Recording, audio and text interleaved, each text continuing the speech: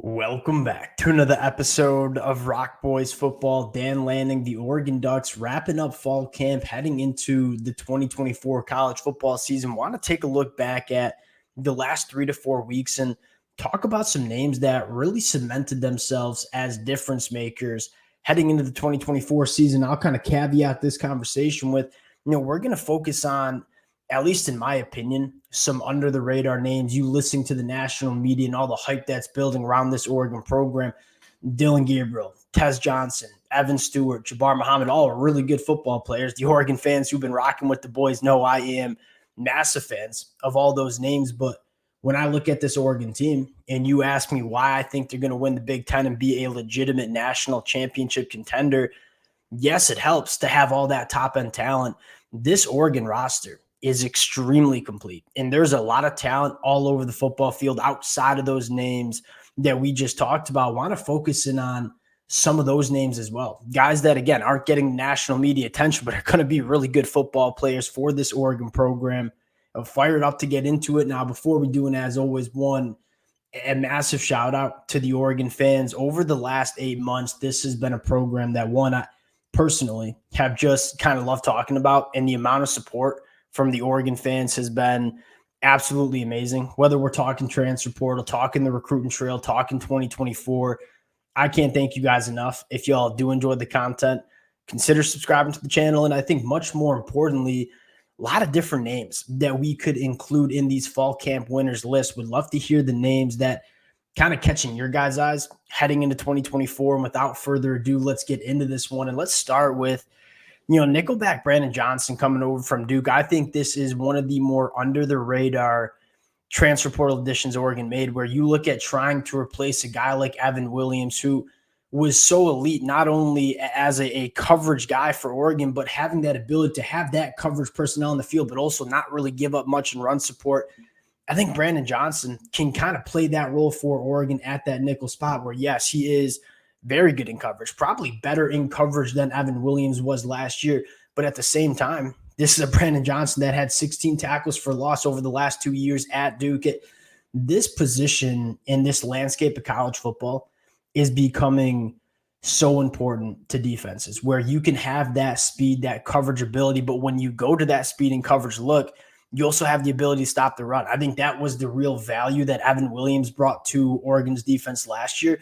And I think you're replacing him with a guy that and this is not a shot at Evan Williams, but I think Brandon Johnson probably gives you even a little bit more juice in coverage, but also giving you that, physical presence. Although he's only 5'10", 180, this kid can come down the field, make plays at or behind the line of scrimmage. Again, 16 tackles for loss going back to his last 2 seasons at Duke.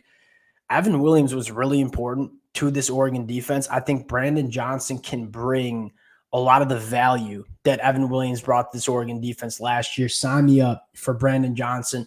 Again, a guy that's going to fly under the radar. People are going to talk about Mateo Hugh or Jabbar Muhammad. I think Brandon Johnson is going to be very important to this Oregon defense. Next guy I want to shout out, and really been one of my personal favorite Oregon Ducks going back to his days at the high school ranks, and that's linebacker Devin Jackson. Dan Lanning said in that documentary, The Team Out West, I don't know if the Oregon fans have watched that, but they're doing a great job with it. It's a little documentary during Oregon's fall camp, kind of giving you some insight about this team. They talked extensively about Devin Jackson being this hyper athletic linebacker from Omaha, Nebraska that, had some adjustment periods that needed to be made when he jumped from high school to the collegiate level. This is a guy that at 6'2", now up to 230 pounds, ran a 10.5 in the 100-meter dash. One of, if not the fastest linebackers that you'll see in the country. The big thing that Dan Lanning and Tosh Lupoy were talking about, say Devin Jackson came into this Oregon program and he was really fast running in the wrong direction, right? It is really hard to play fast when you're not seeing the game very clearly, which is not too rare for young linebackers. Devin Jackson going into year 3 within this Oregon program, year 3 under Tosh Lupoy and Dan Lanning, apparently is starting to put it together. Now, you got a lot of good off-ball linebackers, right? Jeffrey Boss is going to be a guy that is probably on the field most snaps than not. Justin Jacobs, obviously extremely talented.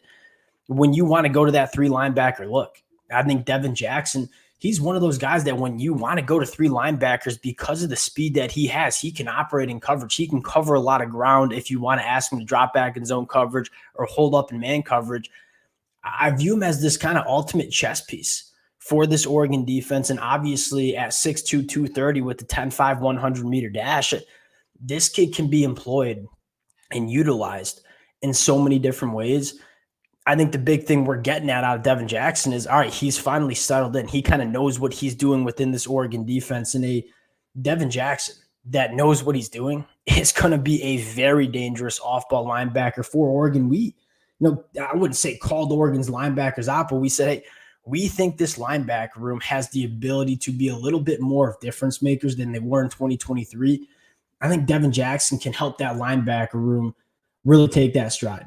Last guy I want to talk about on the defensive side of the football, the Oregon fans who've been rocking with the boys the last couple of weeks and months know that we're not going to talk about off-season fall camp winners without talking about true freshman Aaron Flowers. On3 just put him as a true freshman All-American in the preseason. I completely agree with that take. You look at Aaron Flowers and what he could potentially bring to Oregon is one, Oregon was a little thin in that safety spot, right? Moving Tasheem Johnson back to safety, bringing in Kobe Savage. Outside of those two veteran presences, there's not a ton of experience or bodies in the safety room outside of true freshmen. And you look at Aaron Flowers, this is a guy that sounds like he's really put it together and is going to be a player that Oregon can really rely on in that safety position. And on top of that, not just being a depth component of this Oregon defense, I think Aaron Flowers, probably brings a little bit more of that free safety ball hawking presence that Tasheem Johnson and Kobe Savage probably don't bring. You look at Tasheem Johnson and Kobe Savage, those are both safeties that want to fire downhill. They want to get active in the run game. Aaron Flowers can do that too, but I think Aaron Flowers is a little bit more suited athletically and physically to play that free safety spot where he is covering a lot of ground in the deeper third, making plays on footballs. We saw him flash in the spring game with some of that range and ball skills.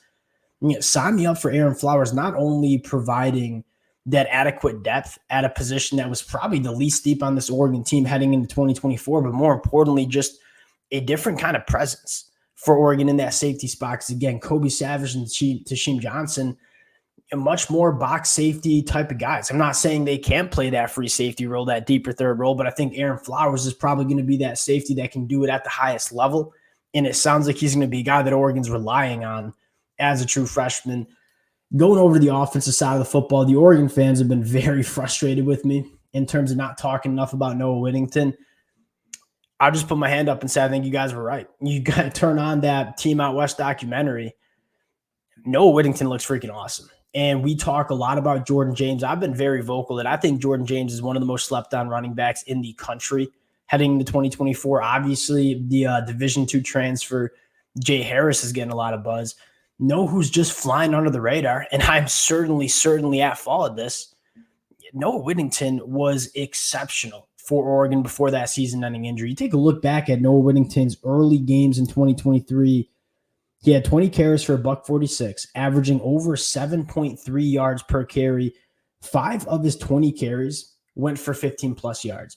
You look at Jordan James and Jay Harris, a little bit more of those physically imposing running backs. Who is going to maybe replace the guy like Bucky Irving, who gave a little bit more juice and speed and space to that running back room?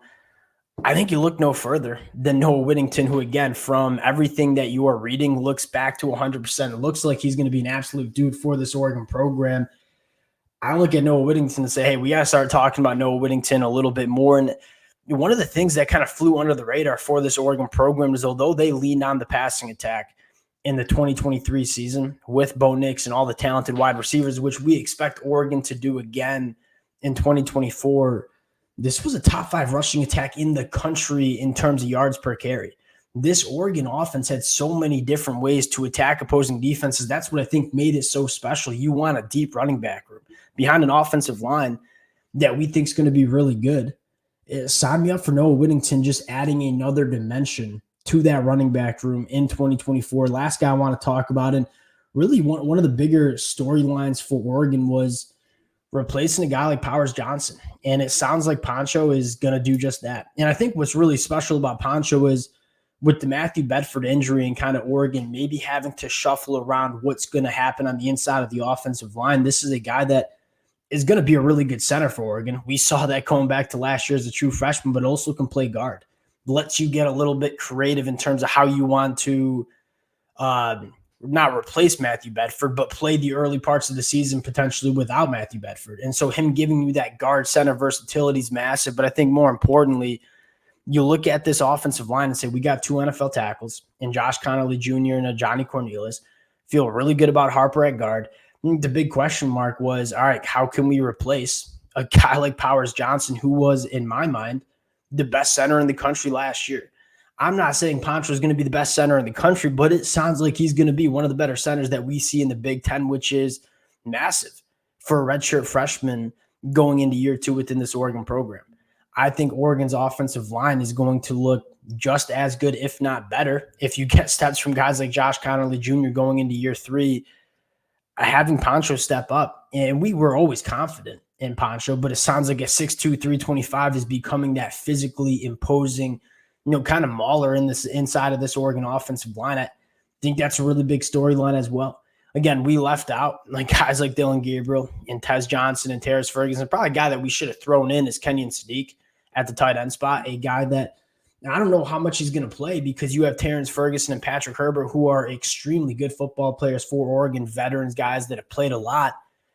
Everything you hear about Kenyon Sadiq is this kid is special, and we got to figure out a way to let him be an explosive aspect of this Oregon offense. And I'll say this, I don't trust an offensive coordinator more to get Kenyon Sadiq involved in this Oregon offense than a guy like Will Stein. We'll cut it there. Again, would love to hear the names that kind of stood out to you guys in the comment section. Again, appreciate y'all rocking with it. If y'all do enjoy the content, consider subscribing to the channel. Appreciate you guys, and we'll talk to y'all later.